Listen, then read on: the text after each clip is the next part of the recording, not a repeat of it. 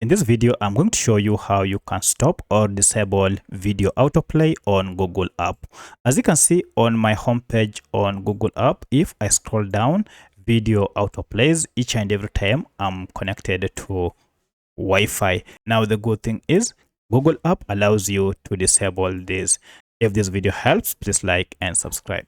Now, to disable this video autoplay, just head over on top here on your account email profile and tap on it. Then head down to settings. Under settings, scroll down to other settings option, and here you can see down below we have autoplay video previews.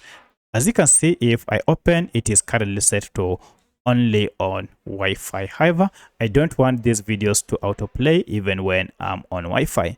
To disable this, just choose never. And now if I go back to my homepage, you can see the videos are no longer autoplaying on my Google mobile app. If you have any other question, kindly let me know in the comment section. Otherwise, thanks for watching and let's meet in the next video.